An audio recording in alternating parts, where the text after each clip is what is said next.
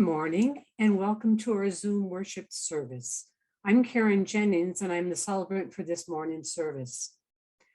We preface our service by acknowledging that the land on which our homes and our church were built was not uninhabited when European settlers arrived here with their ideas of conquest and ownership. For those of us who live in Moscow, Pullman, or other nearby communities, we live on the ancestral homelands of the Nimipu, called Nez Perce by the French-speaking traders, the Palouse, and the Sichuans, called the Coeur d'Alene. If you are joining us from another place, I encourage you to discover who inhabited or who moved through the place where you live in the times before colonization and genocide and where they are now. We pause and remember that we live on ground that is sacred, ground that was stolen, ground that cries out for justice and for responsible stewardship. May our remembering help us find the courage to do our part to restore wholeness to the earth and all her peoples. We are also going to light a candle for peace in Ukraine and everywhere, acknowledging that the imperialist mindset continues to threaten people and our precious planet. And now let's join our voices together for our words of welcome, Eunice chalice lighting, and sung affirmation.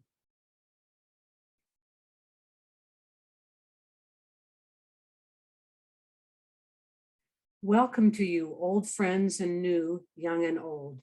You are an essential part of our celebration today. Whether today is your first or your 1000th Sunday in our midst, we are stronger because you are with us. We are one people of many beliefs, identities, origins, sexualities, and genders.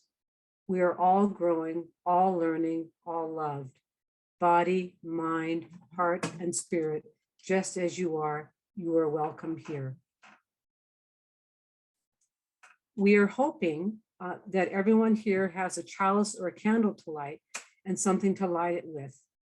Let's light our chalices together with these words from Octavia Butler. In order to rise from its own ashes, a phoenix first must burn. Good morning, I'm Pam Arbor Green. Will you please join with me as we say the words to light our chalice? In the light of truth and the warmth of love, we gather to seek and we seek to share.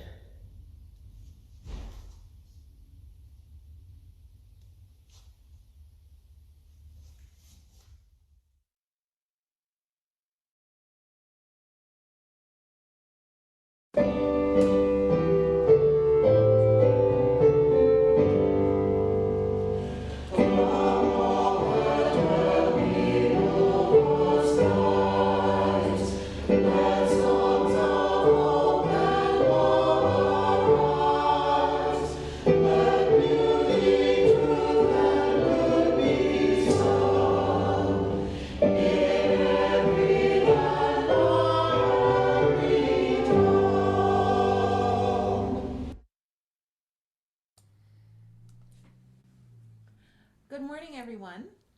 I am delighted to introduce to you my friend and colleague, the Reverend Cindy Landrum. Cindy serves at the First Parish Church of Stowe and Acton in Stowe, Massachusetts. She is the niece of Reverend Jim Bob, which is why we are lucky enough to have her with us here in person today. And with that, take it away, Cindy. Thank you, Elizabeth. Our opening words are by Gretchen Haley. There is too much beauty in this world to give up on it yet, and it is always too soon to surrender to cynicism. Bring your doubt, your skepticism, your downright confusion, even your bitterness. But in the midst of these, in the center, wrap your tender fingers around that still bright thread of hope. Feel in your heart that still steady hunger for something more, the vision we glimpse every day in the rising sun, across the foothills, the light that spreads across the face of the one we love, the look of knowing all there is to know and still loving life, loving us just as it is, just as we are. For this hour, we come to celebrate, to praise, to give thanks, to refuse to give up, to steady ourselves, keepers of hope, brave builders of this still possible world. Come, let us worship together.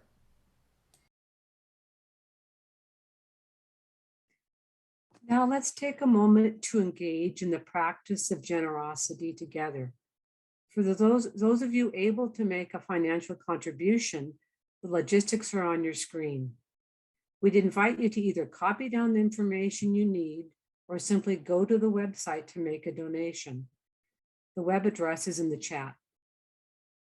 Those of you who are newer or visiting from another part of the country may not be aware that we typically give away all of the cash from our Sunday offering to local charities whose mission align with our values, a program called the Month of Sundays. This month, the recipient is Weekend Food for Kids, a program started by UUCP and St. Mark's to provide extra food to families that take advantage of the summer lunch program. The bag of food they receive each Friday gets them through the weekend. If you are donating online, you can choose Month of Sundays from the drop-down menu. If you are mailing or dropping off a check, simply indicate in the memo line whether it is intended for the Month of Sundays or our general fund. In the spirit of love and for the continuing work of this church, we will now take some time to practice generosity together.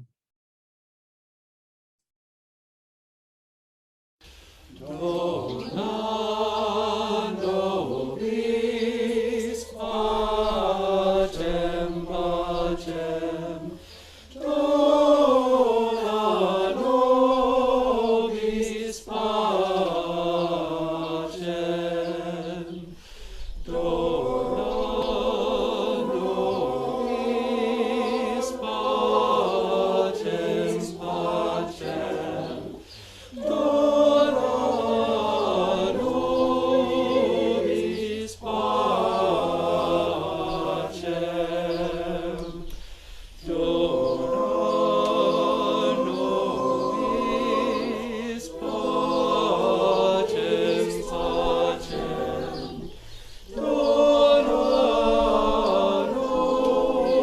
nobis pacem, pacem.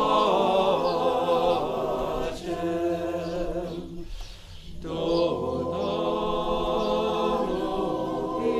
pacem, pacem. Dona nobis pacem. Dona nobis pacem, pacem. Dona nobis pacem.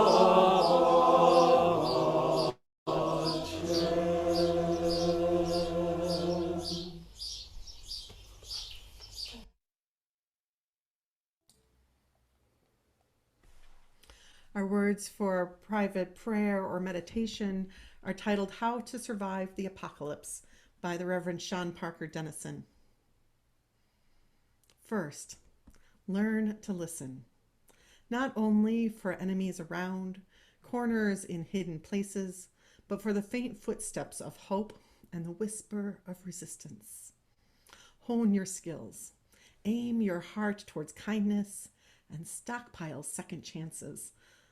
Under the weight of destruction, we will need the strong shelter of forgiveness and the deeper wells that give the sweet water of welcome. We have a place for you. When the world ends, we must not add destruction to destruction, not accept a beggar's bargain to fight death with more death. In order to survive the apocalypse, any apocalypse at all, we have to give up the counterfeit currency of self-sufficiency, the mistaken addiction to competition, the lie that the last to die has somehow survived. Blessed be. Amen. Ashe.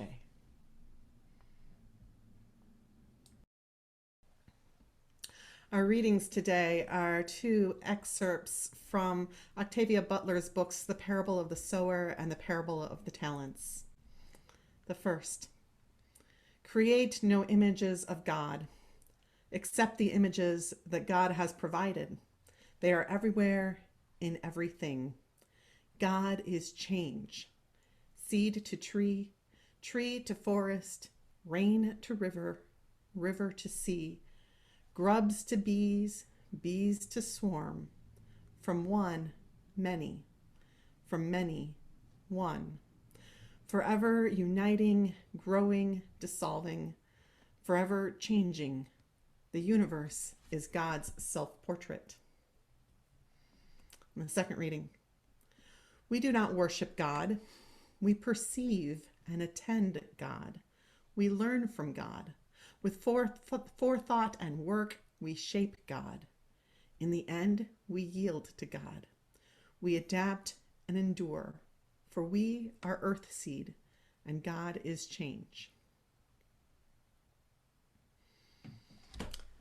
So, good morning. It is good to be here with you. I am delighted to preach for you again today. I think I did once before, but it's been many years. And it feels like forever since I've been out here to the Palouse, given all that we've been through in the last 2 years. Today I'm going to be talking about dystopian novels and the hope, which might be surprising, that I find in them and how it's relevant for today. I've been joking with my congregation all through the pandemic that the good news for them is that I am an expert on dystopia and apocalypse. By expert, quote unquote, what I mean is that I've read dozens of dystopian novels. I published an article in the UU World on the Hunger Games, and I wrote something like a 30-page paper a few years ago on dystopian novels and film. It was the year Trump was elected that I wrote that paper, and it felt very appropriate at the time to be discovering and exploring the worlds of dystopias. But even indeed does it feel more appropriate now and in the last couple of years. During the beginning of the pandemic, it was very common to hear people making jokes about the apocalypse. Killer bees, pandemics, whatever came up next, folks on Facebook would say, I did not have this on my apocalypse bingo. The song for the year, it felt like in 2020, was REM's It's the End of the World as We Know It. But I think the things I've learned from this genre are even more appropriate now than they were in 2020 as we come out of that time and face the future. And so even though we're now finding our way out of the dystopia that we've been in, I wanted to talk now about what the hope is that I find in dystopian literature and why I feel it's still worth turning to right now. So, warning, there are spoilers here. The biggest spoiler, I'm going to tell you right now, is that the world does not end. Humanity is still essentially good. Freedom prevails. Love wins. God is not dead. And hope springs eternal.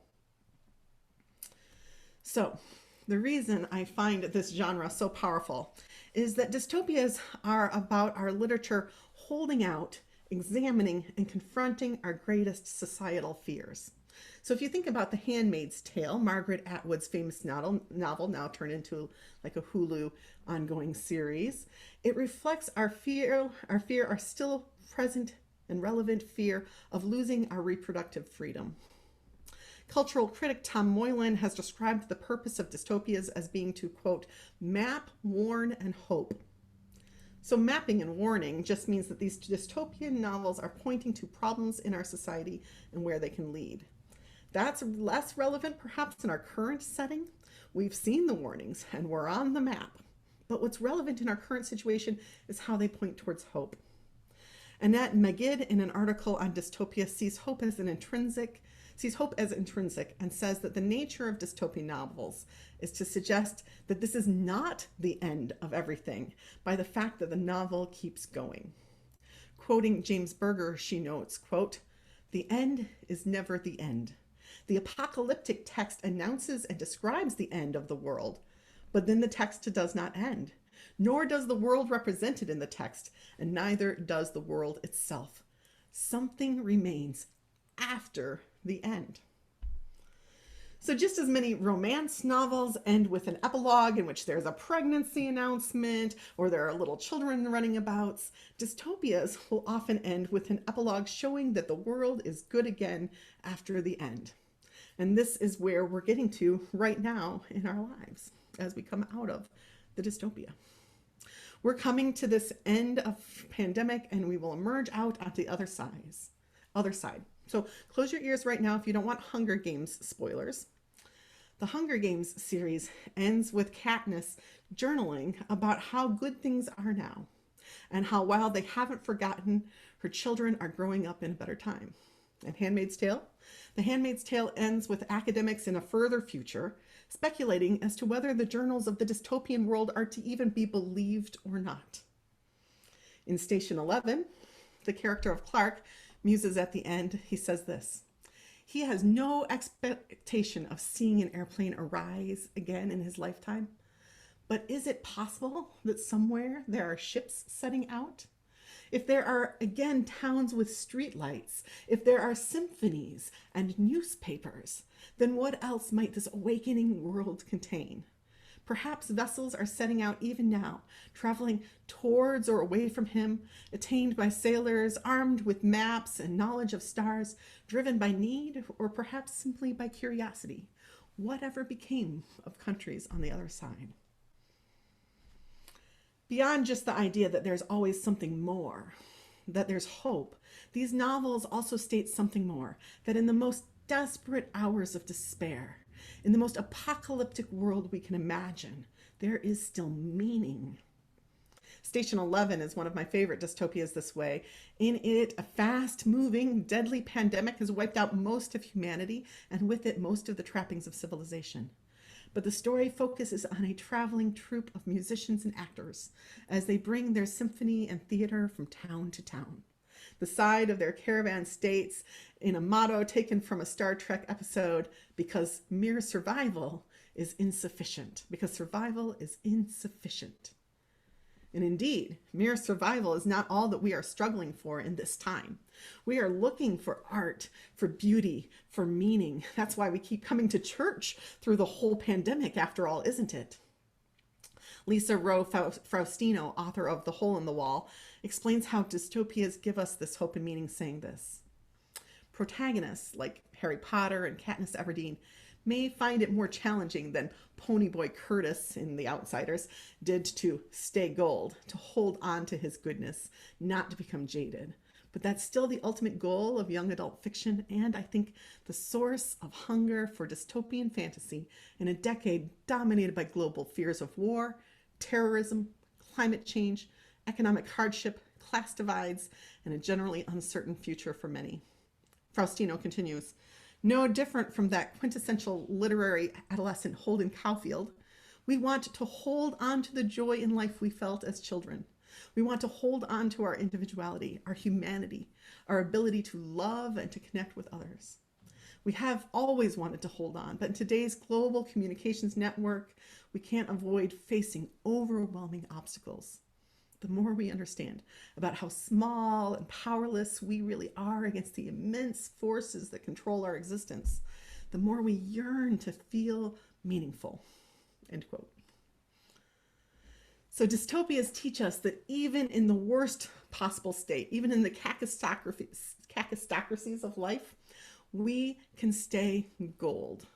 In The Hunger Games, the character of Peeta says, in one of my favorite quotes, "Only I keep wishing that I could think of a way to show the capital that they don't own me, that I'm more than just a piece in their games." In the midst of a world where children are trained and required to kill each other, he tries to stay gold. He tries to hold on to himself, to stay true to himself. In this world that we're in, with everything changing, where the pandemic is still having devastating and deadly effects on individual lives and on whole communities, I know this too well, as we celebrated someone I loved yesterday whose death was affected by COVID. In the midst of this shifting world we live in, I find hope and meaning in dystopias, but one in particular, and that is Octavia Butler's The Parable of the Sower. It's been important to me for years, but particularly important now.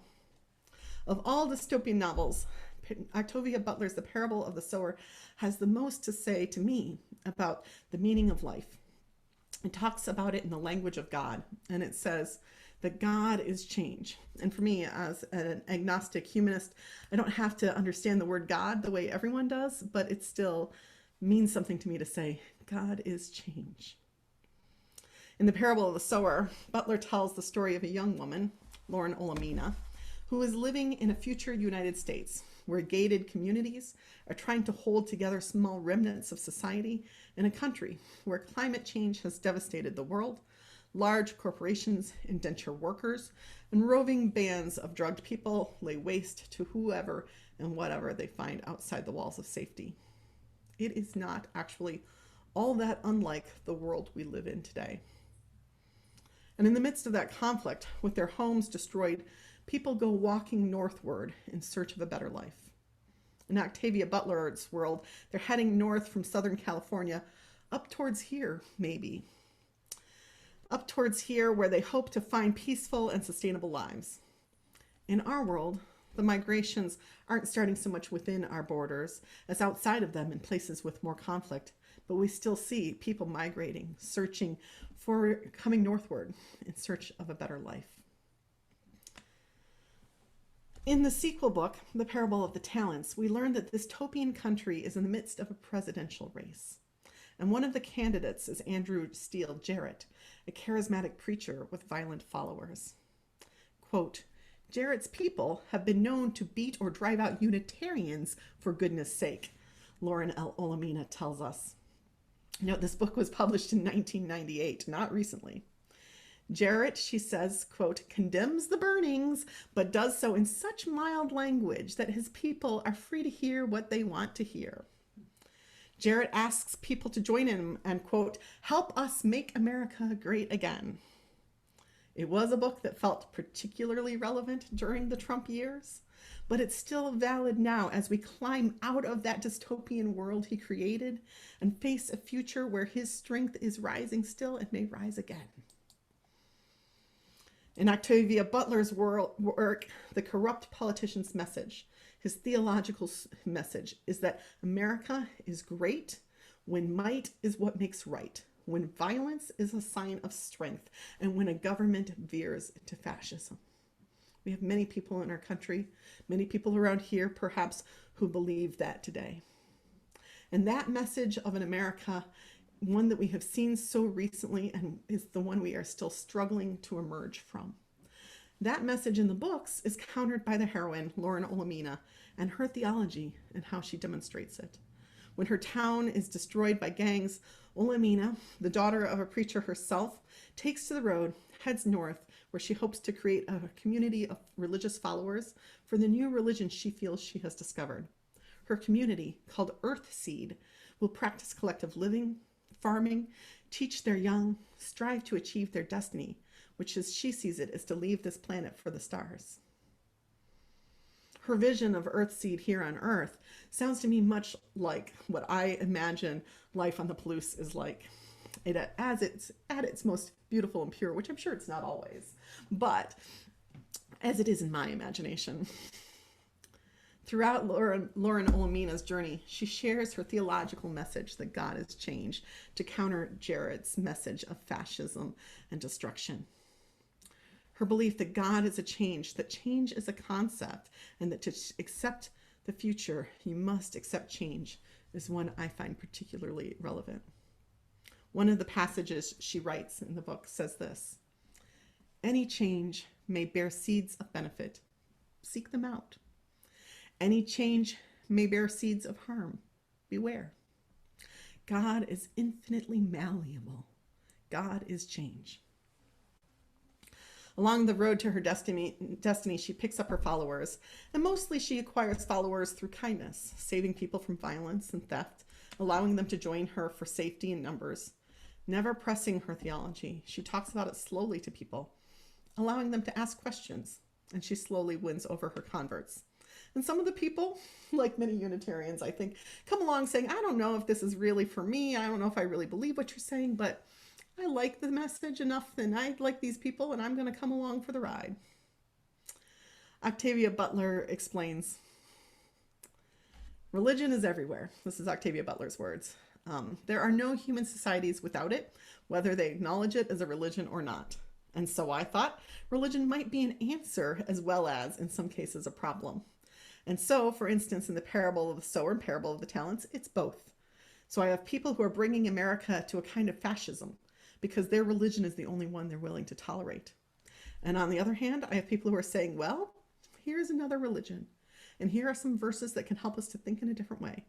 And here's a destination that isn't something that we have to wait for after we die. It's a very earthbound theology. While we may see her idea of the purpose of Earthseed is to take root in the stars as far-fetched, it's less far-fetched than saying the purpose of all life is to get to heaven. It's a very, not earthbound, but a very universe-bound theology. It's a very this-worldly theology. So here we are in an America finding its way again after fascism, still in the effects of pandemic, and that message, God is change, I find enormously helpful and hopeful. We will need to embrace change as we move as individuals and congregations into the new realities of the world after this time. We are not going back to the way things were before. In a very literal way, you are not all going back into the same church you came out of. But figuratively too, it's too late for that. We are going forward into a changed world. At my church, we've experienced quite a bit of change this year. We came back into church out of a time online. Just looking at our worship service alone, just this alone, it seemed to shift almost monthly or bi-monthly. It changed constantly. We started our year with worship services outside and online, and then in November, we switched to being in the sanctuary with distancing and masks, plus online. Then in January, with the Omicron wave, we went back online, and then in February, we moved back into our fellowship hall briefly because the sanctuary was under some construction with our new technology. Then we moved back into our sanctuary, but with new technology in place. And then in April, we changed some of our social distancing guidelines, still learning new technology that was still developing.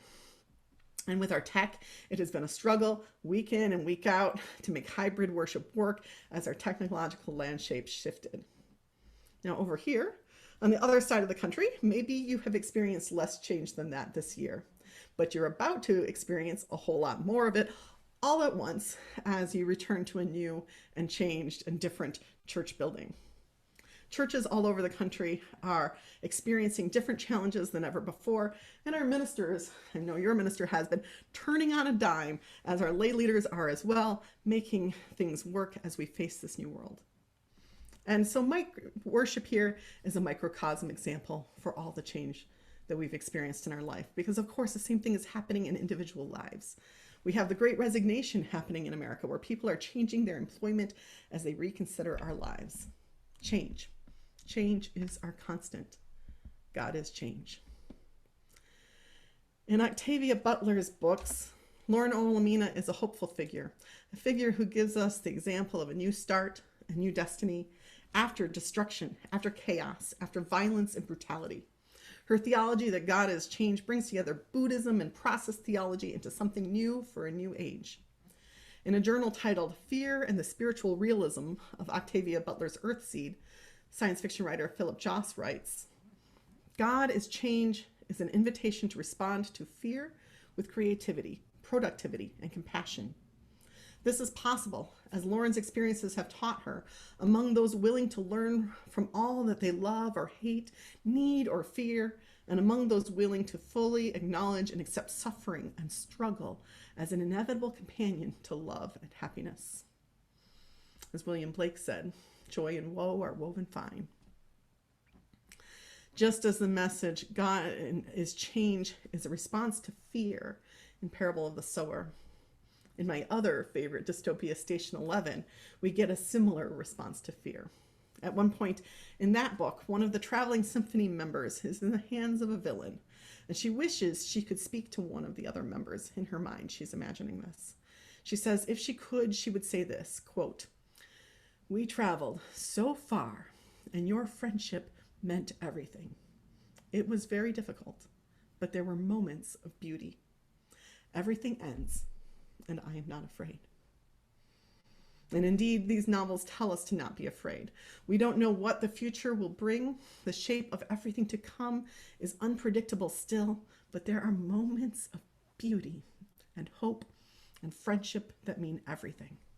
And so here in religious community, we shape and build that connection, that friendship, and that hope as we live through the turmoil and shape the change that we envision to bend the arc of the universe towards justice. Rather than scaring us, rather than being horror movies and books, dystopias give us hope. They tell us that we can survive. We can survive anything, any government, any ecological disaster, any invasion. They tell us that humanity will hold together, that good people will rise up and they will build society again, and that love and friendship are always present. Dystopias tell us that we have inherent worth and dignity worth protecting and fighting for, and that even in the bleakest of times, others will join us in that fight. And most of all, they tell us that this change, this constant, persistent change, this change that we live in right now, and our ever-shifting world is experiencing, it is holy. It is not something to fight, but to become one with, and to shape and bend towards the future we imagine. Whatever themes you might look for, whatever ways to connect it to our faith and our causes, I think you can find them in dystopian novels. But of all that you will find in dystopia, the most important things, I think, are hope, meaning, beauty, purpose. And because of that, while it still may be the end of the world as we know it, this is why I feel fine. Beauty abounds. Hope springs eternal. There is always dawn after the darkest night. No matter what happens, humanity will create symphonies. God is change.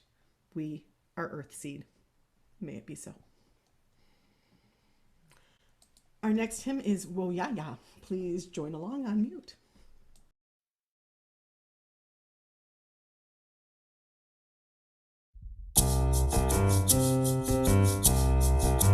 We are going, heaven knows where we are going, but we know it, and we will get there.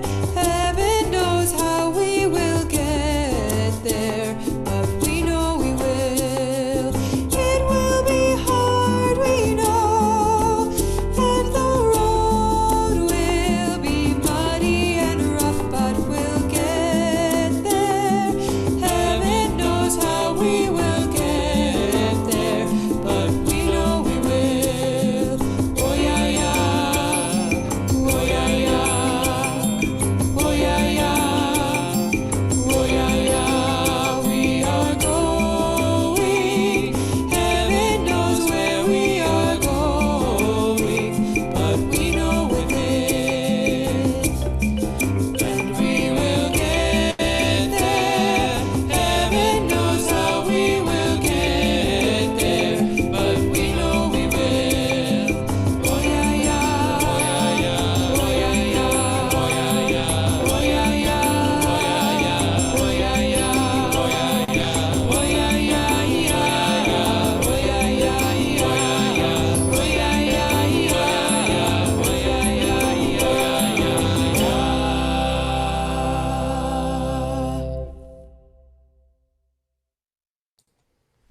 Our closing words are again by Sean Parker Dennison, titled P.S. Dear ones, we almost forgot. It is important to remember this world is ending. We cannot stop it. And only if we find that we are the same, angel and human, only if we find our common hope will it begin again.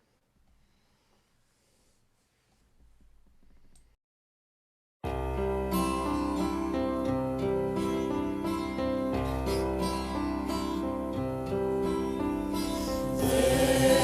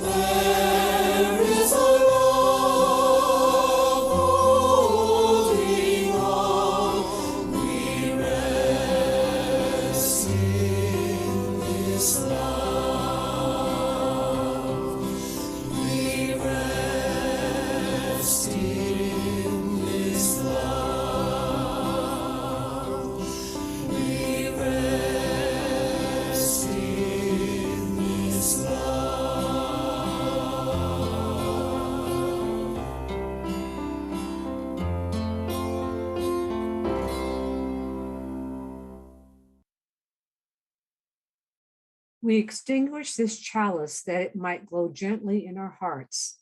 May it light our paths as we leave this place. May it guide our way until we are together again. Dearest Earth Seed members of the Palouse, let us go in peace, bending the arc towards justice, shaping the change that is to come, sharing love and spreading the seeds of it everywhere. Amen. Blessed be.